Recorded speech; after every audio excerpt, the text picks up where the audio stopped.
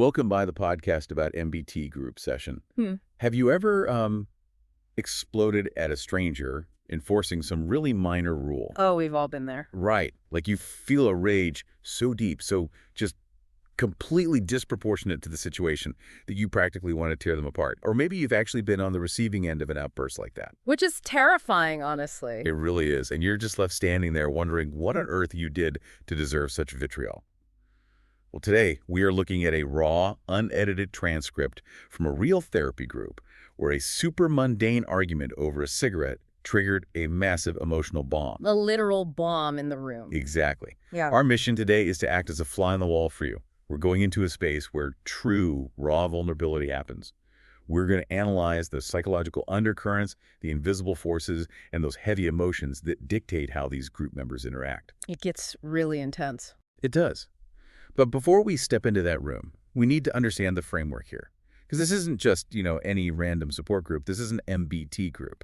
So to ground us, what exactly are we dealing with? Right. So MBT stands for mentalization-based treatment. And to really grasp what is happening beneath the words in this transcript, we have to look at what mentalizing actually means in a clinical sense. Oh, okay, lay it on me. At its core, mentalizing is the cognitive and emotional ability to understand your own thoughts and feelings. But simultaneously, it's the ability to understand the inner world of others. So like an internal and external awareness happening at the exact same time. Precisely. It's the capacity to explore what happens between people, that relational space, and to stay curious instead of just reacting on pure autopilot. Stay curious. I like that. Yeah, when you are successfully mentalizing, you hold this fundamental awareness that your perspective is just that one perspective, and that the person sitting across from you has a completely different mind. A mind driven by different motivations and hidden histories, right? Right. Exactly. Complex emotional states that you can't necessarily see. Wait, I have to jump in here for a second because thinking about your own feelings or, guessing someone else's sounds incredibly basic. It does sound basic, I know. Right. Like we do that all day long. Why do we need an intensive, specialized clinical model just for that? You're touching on the central paradox of mentalizing here. It sounds so simple, but it is neurologically incredibly fragile. Fragile how? Well, under normal, calm conditions, yes, your prefrontal cortex, that's a logical, empathetic part of your brain, it handles mentalizing quite well. Sure, when I'm relaxed, I can be empathetic. Exactly. But when your emotional arousal goes up, when you feel threatened or rejected or triggered in some way, your amygdala takes over to protect you. The fight or flight center. Spot on. And when the amygdala fires, the prefrontal cortex literally goes offline. Your ability to mentalize doesn't just dip a little bit, it collapses entirely. Oh, wow. So you just lose the capacity to be curious about the other person altogether. You do. You become absolutely certain that your emotional reality is the only objective fact in the room. So you stop seeing the other person as a complex human and start seeing them as a threat. Precisely. And that is why the group format of MBT is such a crucial mechanism for change. The group isn't just a place where people sit around calmly reporting on their week like a status update. Right, it's not a book club. No, not at all. Yeah. It is designed to be a live, interactive laboratory. Yeah. The relational patterns, the defensive behaviors, the sudden drops in empathy, they happen in real time, right there in the circle. Because they're triggering each other live. Exactly. The Yeah. participants trigger each other, they deeply misunderstand each other, and they attempt, often really clumsily, to connect. So the therapy is about catching those physiological and emotional moments of collapse right as they happen. Yes. Slowing the room down and helping the group members look at the wreckage with curiosity rather than judgment. That is fascinating. So for you listening, you need to prepare yourself for an intense environment today. We are navigating raw human struggles. We are going to look beneath the words and really decode the emotional survival strategies these people are deploying. It's a deep dive in the truest sense. It really is. So let's get into it. The session begins, and the transcript notes that the atmosphere is immediately thick. There's a palpable weight in the room, driven by a surprisingly small turnout. Which changes everything in a group like this. Right. We learned that one group member has called out due to an upcoming physical operation, another is away on holiday, and a third, which carries a massive amount of psychological weight, has specifically called out because, as they told the clinic, the tension was too high. Yeah, that specific phrasing is a trigger in itself. For sure. So physical absence in a therapy group of this nature, it's almost never interpreted as a simple logistical fact. Oh, never. It is always a psychological event. The empty chairs aren't just empty chairs. They become blank canvases for the remaining members' deepest insecurities. We see this play out instantly in the transcript. One group member speaks up and expresses this intense, visceral irritation about the absences. They are furious. Really furious. They are particularly frustrated by the member taking a holiday and the member who stayed away due to tension. To this participant, the therapy group is like a crucible where you simply must face your demons. Yes. They explicitly state that staying away feels like fleeing. Right. They're operating under this really rigid internal belief that you have to seek out the tension, stand in the fire and confront it head on. Because avoiding it, that means failure. I find that so revealing. For this participant, the empty chair is literally a manifestation of weakness, or maybe even a betrayal of the group's unwritten contract. Yeah, it's like their personal coping mechanism facing the fire becomes this very harsh lens through which they judge everyone else. Why do we do that? Why do we demand everyone else use our exact survival tools? It comes down to something in psychology called schemas. Schivas. Yeah. Unpack that for us. A schema is a deep-seated, often totally unconscious core belief about how the world works, how relationships function, and what you essentially must do to survive. Like an operating system for your brain. Exactly. And these are usually forged in early childhood environments where the child had to adapt to some kind of systemic dysfunction. Okay, so for this first participant, what's their schema? Well, their schema clearly dictates that survival requires hypervigilance and direct confrontation. If you grow up in an environment where retreating meant you got attacked, you learn to lean into the fight. That makes total sense. Yeah. So when they see someone else retreating from tension, their brain doesn't just see a different choice. It sees a dangerous, unacceptable failure to survive. Exactly. It's a threat to their own worldview. But notice how different schemas interpret the exact same data point.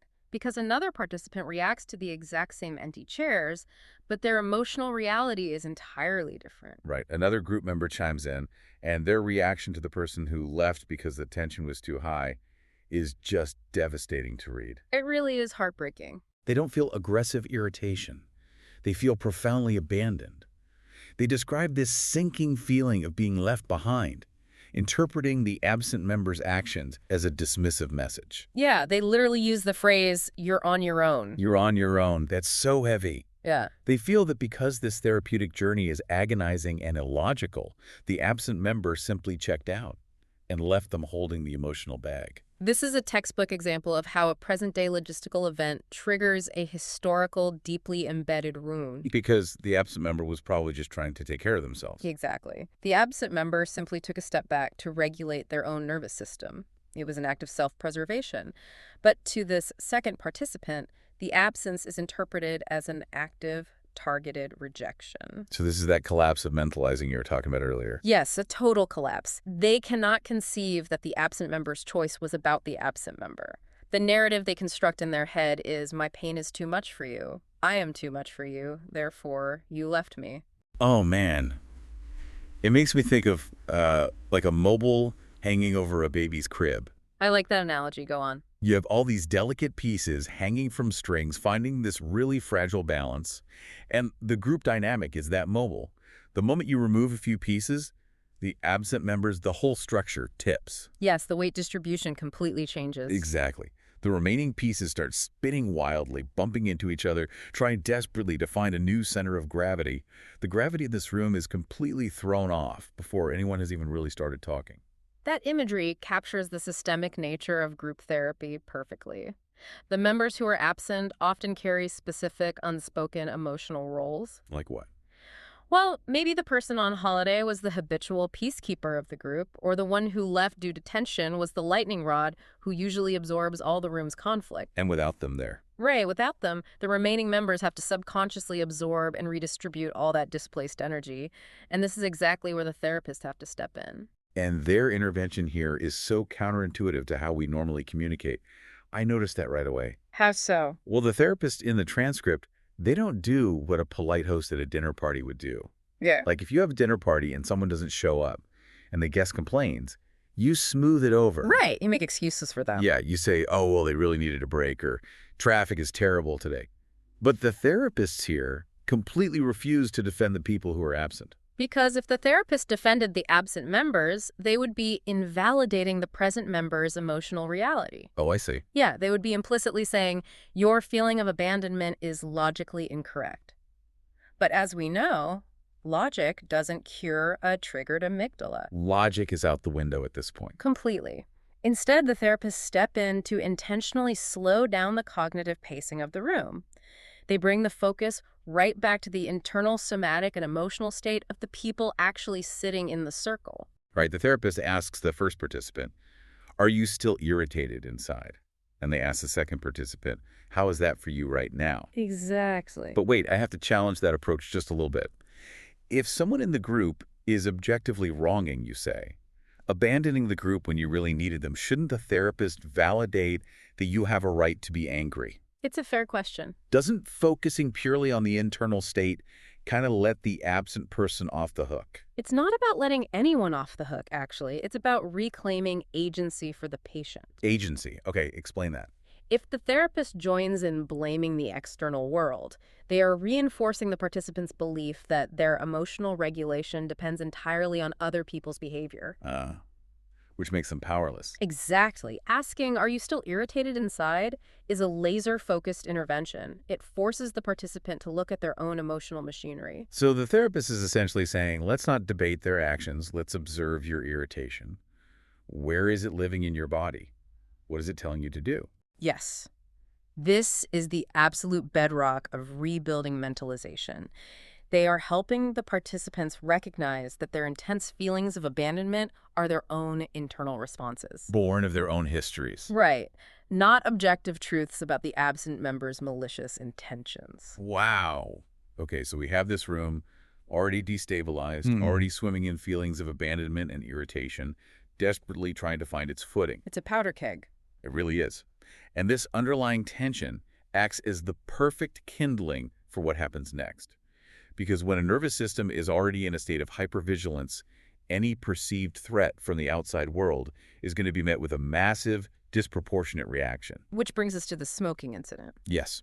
So the group moves on to discuss something that happened the previous week, just outside the clinic doors after their session had ended. Set the scene for us. Okay, so while 3 of the group members were standing outside smoking and decompressing, a non-clinical staff member, maybe an administrator or a receptionist, approached them. This staff member told them they needed to stop smoking, citing a new smoke-free policy on the hospital premises. They also mentioned that colleagues inside the building were complaining about the smell coming through the windows. A very standard workplace interaction. Completely. On paper, this is the most mundane, everyday administrative interaction you can imagine. A rule is enforced. But in this specific group, on this specific day, it detonates like a psychological bomb. The emotional reactions detailed in the transcript are so overwhelmingly disproportionate to the actual event. It really provides us with a masterclass in psychological defense mechanisms. Let's look at the immediate fracture and how the group members process the event. One of the participants describes feeling an instant, blinding surge of rebellion. Yes, the Dutch word used in the transcript is dwars. Dwars, which translates to contrary, cross, or obstinate, right? Exactly. They didn't just want to keep smoking, they felt a physical urge to smoke more, deliberately and provocatively, just to make a point. That is so intense. The participant felt deeply insulted. To them, the rule was illogical, the enforcement was hypocritical, and they felt an absolute need to assert their autonomy against what they perceived as a tyrannical authority figure. But then another participant chimed in, and their reaction to the exact same administrative request was a complete emotional 180. Totally different. Yeah. They didn't feel rebellious at all. They felt utterly humiliated. They described the experience as feeling like a little boy being scolded by a teacher. For the second participant, the staff member wasn't an annoying administrator. They instantaneously became a dangerous enemy. The power dynamic in their mind shifted violently, didn't it? It really did. Yeah. It was no longer 2 adults having a minor civic disagreement over a hospital policy. It regressed instantly to an oppressive, looming authority figure crushing a helpless, voiceless child. It's crazy how the same event creates 2 entirely different realities. What we are witnessing in both of these participants, despite their completely different emotional flavors, is a total catastrophic collapse of mentalizing. They lost all ability to be curious about the staff member's reality. Exactly.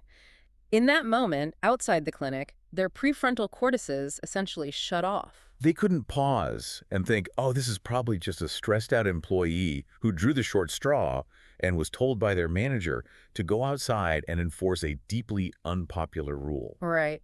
They couldn't access empathy for the colleagues inside who were genuinely bothered by the smoke either. Instead, the staff member was completely stripped of their humanity. And the first participant literally uses this imagery in the session, which blew my mind. They say that arguing with the staff member felt like arguing with an A4 piece of paper. That phrase is just incredible. I want you, the listener, to really think about that phrase for a second. An A4 piece of paper. Think about the last time you dealt with a customer service rep on the phone, or a parking attendant writing you a ticket. We all do it. We do. Did you mentalize them? Did you see a human being with a mortgage and a headache? Or did they become an A4 piece of paper to you? It is a chilling yet perfectly descriptive metaphor for objectification. They are saying this person has no depth, no internal life, no soul. They were just a blank sheet with arbitrary rules printed on it. And this process of dehumanization is a highly efficient, though destructive, neurological shield. A shield? How so? Well, if I acknowledge your humanity, if I actively mentalize you, I am forced to consider your feelings. Right. I might have to feel empathy for your stress or acknowledge that my secondhand smoke is physically harming your coworkers. Doing that requires immense emotional bandwidth. Which a triggered brain simply does not have. Precisely. But if I can successfully turn you into an A4 piece of paper, a mindless, malicious enforcer of rules, I am absolved of the burden of empathy. I don't have to feel guilty. I can just feel righteous anger. And anger is a remarkably effective shield against the deep vulnerability of feeling scolded. That makes a lot of sense. Mm-hmm. And once the brain decides to use that shield of anger, it actively hunts for evidence to justify it, doesn't it? Oh, absolutely. It looks for validation everywhere. The transcript highlights a very specific, fascinating detail here. The rebellious participant passionately notes to the group that there were, in their words, 20 million cigarette butts scattered all over the ground in the area where they were standing. That detail about the cigarette butts is not just a throwaway comment. It is the architectural support for their persecution complex. How does their logic work there? In their mind, the logic goes, look at the ground. Clearly, hundreds of people have been smoking here for months, so why are we being told to stop right now?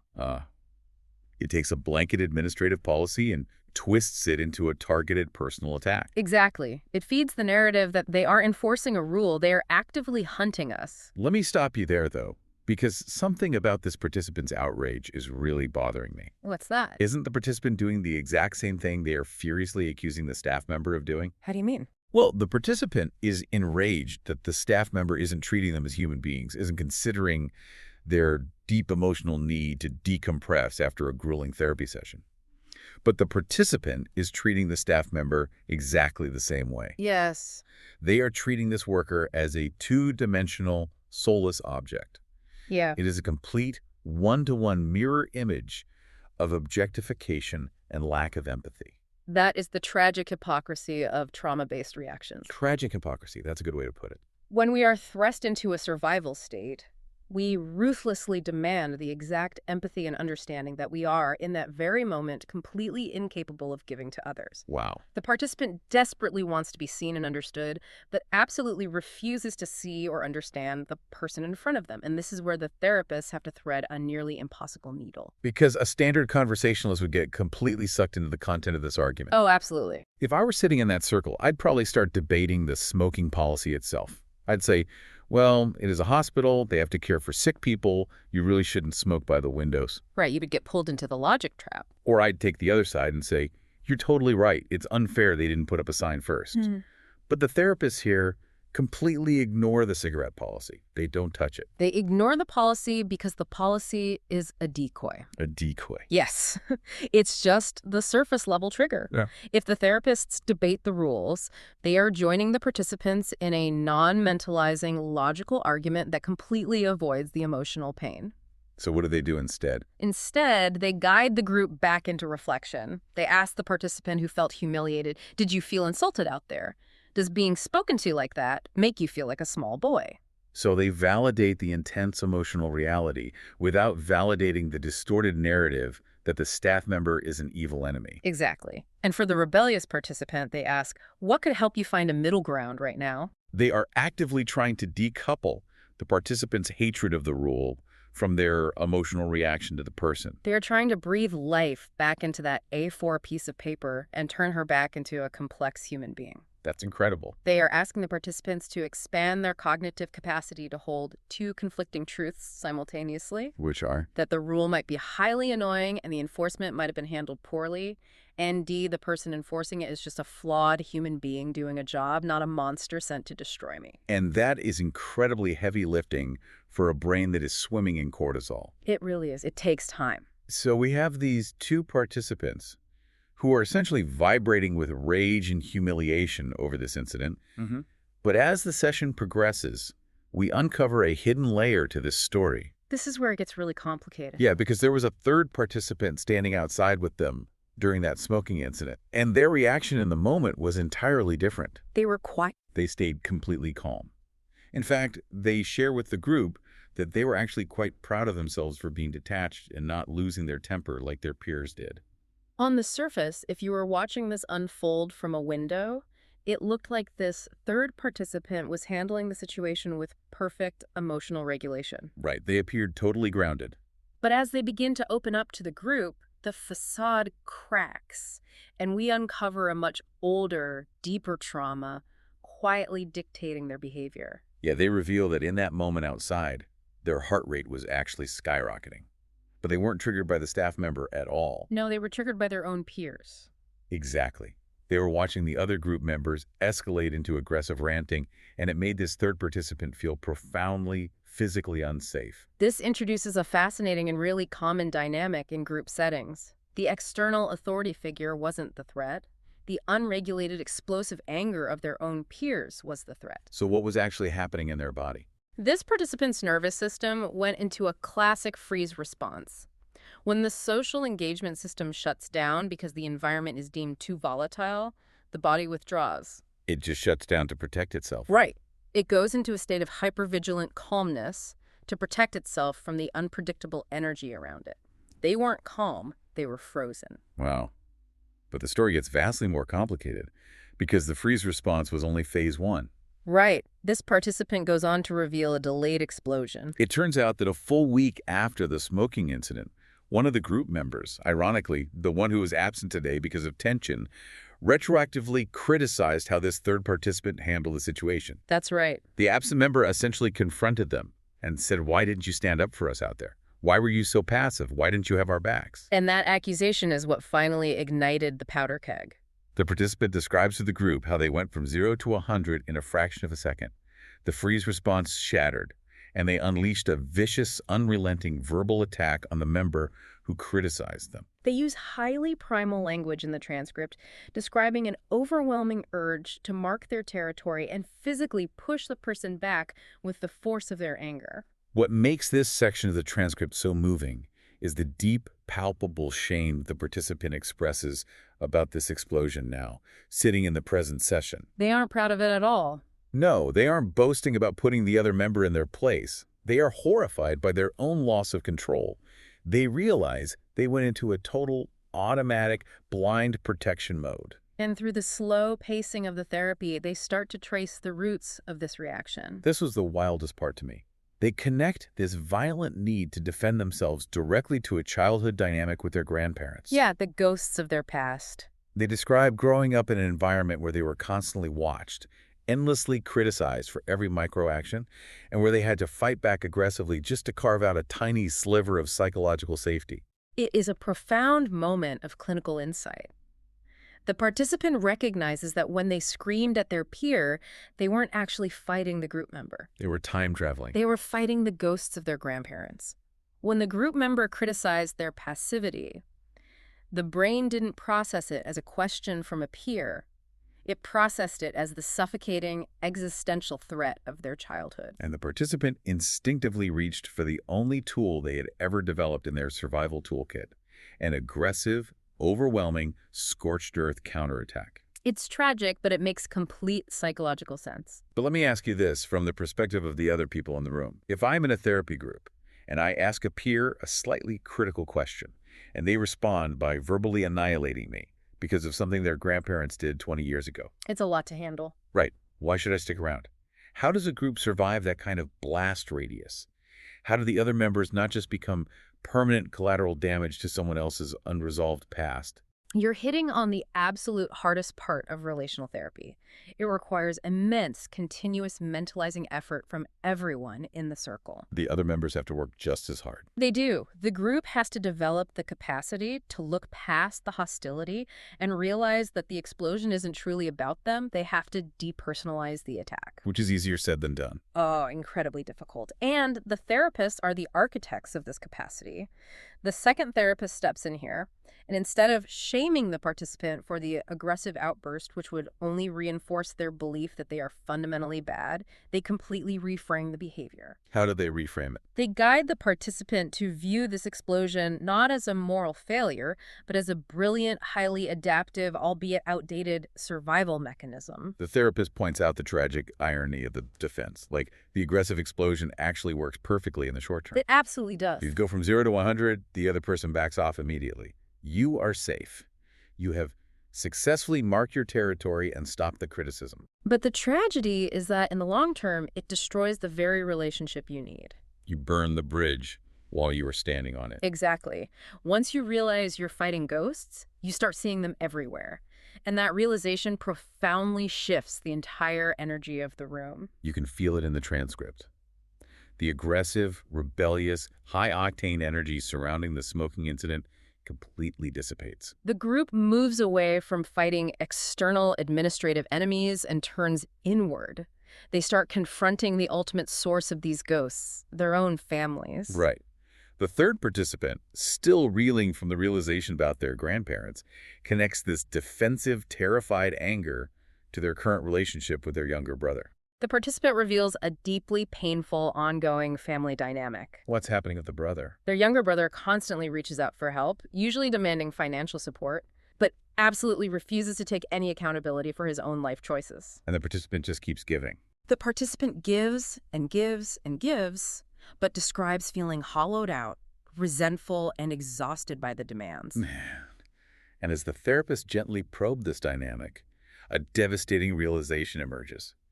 The participant admits they don't even like the dynamic, but they are trapped. They feel completely obligated. They are only helping the brother out of a tragic, misplaced loyalty to their deceased mother.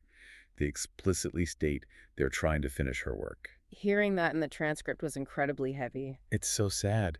They're carrying the ghost of their mother on their back, trying to fulfill an impossible, unspoken mandate to save a brother who clearly has no intention of saving himself. It's an agonizing burden of parentification. And this raw vulnerability acts as a beacon, inviting another group member to step forward and attempt a deep, empathetic connection. Yes, another member leans in and shares their own incredibly painful story of sibling estrangement.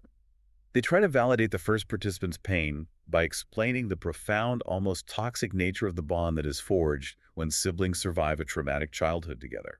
They use this striking, poetic imagery in the transcript.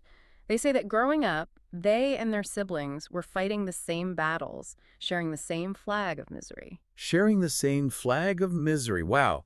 It perfectly captures how shared trauma binds people together on a cellular level. It really does. When you grow up in a household that functions like an emotional war zone, your siblings are your fellow soldiers in the trenches. You protect each other from the fallout.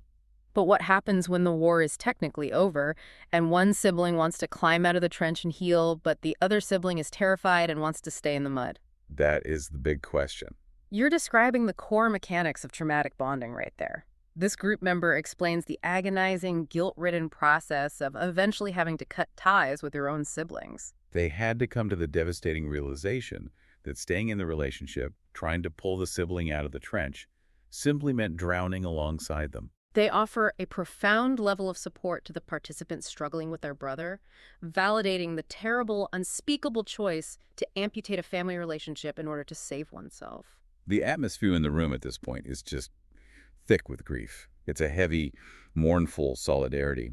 But what is truly fascinating about a group setting is how it showcases the vastly different ways humans adapt to the exact same type of pain. Oh, absolutely. Look back at the very first participant. The one who was irritated about the empty chairs and rebellious about the cigarette policy. Exactly. They chime in here, but their approach to family trauma is entirely different. Right. This first participant listens to the struggle over the brother, and they bluntly state that they have no brothers or sisters they speak to anymore. They don't agonize over loyalty at all. Not one bit. They cut people off instantly to survive. They are, in a sense, loyal only to survival. They do not linger in the agonizing middle ground of trying to rescue someone who is pulling them under. If a relationship threatens their emotional stability, they sever it cleanly, coldly, and ruthlessly. It perfectly highlights how radically different backgrounds create entirely different survival toolkits. Exactly. One person survives by clinging to loyalty and enmeshment even when it's actively destroying them. And another survives by amputating the limb at the first sign of infection. Neither strategy is necessarily healthy in a vacuum. One leads to exhaustion, the other leads to intense isolation. But they were both absolutely vital for survival at one point in their lives. And the beauty of the group setting is that it allows them to lay these different strategies out on the table side by side. They get to learn from each other. Yes. The participant struggling with the brother can see the immense cost of endless toxic loyalty, and perhaps the other participant can begin to reflect on the profound isolation that comes with instantly severing every complicated tie. As they talk this through, a tragic irony slowly dawns on the participants struggling with their brother. It's a huge breakthrough. They realize that by constantly rescuing him financially, by constantly acting as his safety net, they are actually preventing him from hitting rock bottom. They are preventing him from ever having to take responsibility for his own life. Their love, born out of a desperate loyalty to their dead mother, has mutated into the very thing enabling his dysfunction. It is a monumental mentalizing breakthrough. For the first time, they step outside their own overwhelming internal feeling of, I must help, I must save him, and they manage to observe the relational dynamic from a bird's eye view. Like, my help is actively hindering his growth. Yes, Yeah. and it requires immense psychological courage to face that reality, because it means accepting that stepping back, letting the brother fall, and enduring the guilt of that might actually be the most loving and necessary action they can take. It is an emotionally exhausting psychological deep dive for these participants. Think about the terrain they have covered in just a short amount of time. It's staggering. They have traversed from surface-level, petty anger about a hospital cigarette rule all the way down into the deepest, most painful grief about their dead parents and toxic family loyalties. And right when you think they couldn't possibly handle another drop of psychological processing, the clinic's rigid schedule dictates that they have to move on to the next part of their treatment day. Psychomotor therapy, or PMT. Right. PMT is a crucial component of many intensive therapy programs. It is a form of somatic therapy that uses physical movement, body awareness, and physical exercises to help patients connect with their emotions. Because trauma and chronic stress don't just live in the mind, do they? No, they are stored physically in the body, in the nervous system, in muscle tension, in posture. But as the session winds down and the transition to PMT approaches, the group expresses a sudden, strong, and highly unified resistance to it. They start complaining bitterly. They say PMT feels like play hour or recess because it completely lacks structure. They feel like they just walk into a gym, mess around with a volleyball, or do some random, pointless stretches, and they hate it. Now, if you take that at face value, you might think, okay, the PMT therapist is simply doing a poor job, the program design is weak. But if we apply mentalizing to this resistance, if we look at the psychological mechanism behind the complaint, a much more sophisticated and self-aware dynamic is at play. The group members explain why they are frustrated. They say that when they walk into the gym, the PMT therapist often greets them by asking, "What do you guys want to do today?" Wait, I'm going to challenge this right now. Isn't the clinic objectively failing them here? How do you mean? If I go to physical therapy for a torn ACL, and the physical therapist looks at me and says, "So, what do you want to do today?" Nah. That is a terrible therapist. They are the expert. They should be leading the session. Right. Why are we about to praise the group for realizing they are avoiding work instead of criticizing the clinic for running a sloppy program. Because in PMT, specifically for trauma and emotional dysregulation, the lack of structure is often an intentional diagnostic tool. Really, a tool. Yes, the therapist isn't necessarily being lazy. They are creating a vacuum to see what the group fills it with, and what the group fills it with is avoidance. I see. The participants actually demonstrate an incredible level of self-awareness here, which is a massive sign of their rebuilt mentalizing capacity. They admit out loud to the group and the therapists that without strict, externally enforced rules in PMT, it is far too easy for them to intellectually bypass their physical tension. Yes, they essentially confess their own avoidance tactics. They know their own minds well enough to say, look, if an exercise is physically uncomfortable, if it makes me feel a sensation in my body that triggers panic, and there is no strict structure forcing me to push through it. I will take the easy way out. I will opt out. Exactly. They also notice how this plays out relationally in the gym. Because it's unstructured, they observe that the slowest or most avoidant members of the group end up dictating the pace for everyone else. So if one person doesn't want to engage and just sits on the mat, the whole group's energy drops to match that avoidance. Which actively prevents the members who do want to do the hard somatic work from accessing that therapeutic space. The anxiety of freedom is too much for them. They need containment. It's like hiring an expensive, hardcore personal trainer. But when you show up at the gym at 6 a.m., the trainer asks if you just want to sit on the mats, drink a smoothie, and chat about your weekend. Perfect analogy. The group is effectively saying, no, we came here to sweat. We know our default setting is lazy and avoidant. You have to force us to do the heavy lifting, because if you give us the choice to opt out, we will sit on the mat every single time. That analogy hits the nail on the head. And notice the primary therapist's brilliant move in response to this complaint. Yeah, the therapist hears this profound, insightful critique, but they do not swoop in to rescue the group. They don't say, you're right, that's unacceptable. I will go talk to the PMT therapist right now and tell them to design a stricter regimen for you. They completely refuse to be the middleman. Exactly. The therapist recognizes this as a beautiful, organic, real-world opportunity for self-advocacy. Which is huge for them. It is. The group has successfully identified an internal need, they have articulated a healthy boundary, and they have shown deep insight into their own mechanisms of avoidance. So the therapist encourages this small, bonded group to take this exact vulnerable conversation directly to the PMT therapists themselves. They are turning a standard complaint session into a real-world therapeutic exercise. They are teaching them how to ask an authority figure for exactly what they need to heal. It is the absolute perfect culmination of the session. Think about the complex emotional terrain we have journeyed through. It's been a ride. From the empty chairs, setting a chaotic baseline tone of abandonment, to the explosive, unmentalized rage over the smoking incident. And then plunging deep into the vulnerable unraveling of childhood trauma, grandparents' ghosts, and toxic sibling loyalty. And finally arriving at this remarkably self-aware demand for better boundaries and harder work in their physical therapy. It perfectly illustrates the nonlinear, messy, agonizing, yet profoundly beautiful process of group therapy. It really does. It shows how every mundane interaction, a missing chair, a cigarette roll, a gym session, is loaded with immense historical weight.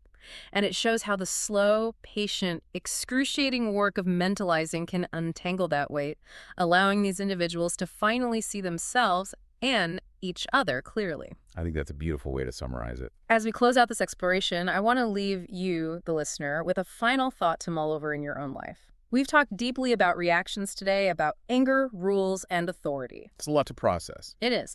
The next time you find yourself feeling a flash of intense, utterly disproportionate anger at a stranger, maybe someone enforcing a mundane rule, cutting you off in traffic, or just giving you a look you don't like, pause and ask yourself this. What's the question? Whose face are you really seeing on that stranger?